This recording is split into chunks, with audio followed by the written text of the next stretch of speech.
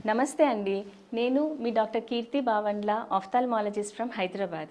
ఇప్పుడు మీకు చిన్న పిల్లల్లో అంటే 5-15 సంవత్సరాల లోపు పిల్లల్లో ఎక్సెస్ స్క్రీన్ టైమ్ అంటే ఫోన్ కావచ్చు, ల్యాప్‌టాప్, మొబైల్, డెస్క్‌టాప్ ఏవైనా కూడా ఎక్కువసేపు చూడడం వల్ల వచ్చే నష్టాల గురించి, అనర్థాల గురించి మీకు కొంచెం ఇన్ఫర్మేషన్ షేర్ చేసుకోవాలనుకుంటున్నాను. ఇప్పుడు మీరు గమనించినట్టయితే మన పిల్లల్లో స్కూల్ గోయింగ్ పిల్లలందరికీ కూడా స్క్రీన్ టైం పెరిగిందండి. చాలామంది పేరెంట్స్ అంటారు, "ఏం చేయమంటారు డాక్టర్? అన్నీ ఆన్‌లైన్ క్లాసెస్ అయ్యాయి. ఆర్ హోంవర్క్స్ అన్నీ మాకు స్క్రీన్‌లో వస్తున్నాయి. సో పిల్లలు స్క్రీన్‌కి ఎక్కువ టైం ఉండాల్సి వస్తుంది" అనే ఇన్ఫర్మేషనే వింటూ ఉన్నాం. దీనికి కొన్ని సలహాలు, చిట్కాలు ఇస్తాను నేను. ఎందుకంటే అలా ఎక్కువగా ఫోన్ టైం చూడడం వల్ల పిల్లల్లో సైట్ వచ్చే ఛాన్సెస్, చూపు సమస్యలు చాలా వస్తున్నాయి.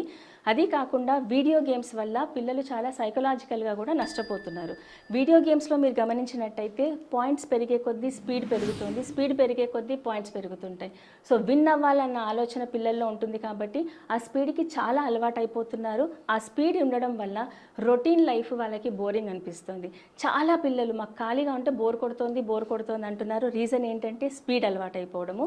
రెండో విషయము, బయట మనం డ్రైవ్ చేస్తున్నా ఆర్ ఎలాంటి టీవీలో యాడ్ వచ్చినా కూడా ఎంబడే స్కిప్ కొడుతున్నారు కానీ పేషెన్స్ అనేది తగ్గిపోతుంది.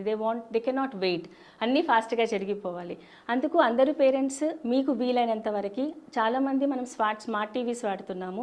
వాళ్ళకొచ్చిన హోంవర్క్స్‌ని, వర్క్ షీట్స్‌ని ఆర్ ఏదైనా ఉంటే టీవీకి క్యాస్ట్ చేసి చూడమని చెప్పండి. ఆర్ ప్రింట్అవుట్స్ తీపిచ్చుకొని హోంవర్క్స్ కంప్లీట్ చేసేలా చూసుకోండి. ఆన్‌లైన్ క్లాసెస్ కూడా టీవీకి ప్రొజెక్ట్ చేయగలిగితే సర్టెన్ డిస్టెన్స్ నుంచి వాళ్ళు టీవీ చూసి క్లాసెస్ అటెండ్ అవుతారు కాబట్టి నియర్ స్క్రీన్స్ అనేది మనం అరికట్టిన వాళ్ళం అవుతాము. స్క్రీన్ టైమ్‌ని తగ్గించిన వాళ్ళం అవుతాము. దానివల్ల పిల్లల ఫ్యూచర్‌కి చాలా హెల్ప్ అవుతుంది. Hope this video helps. నమస్తే అండి.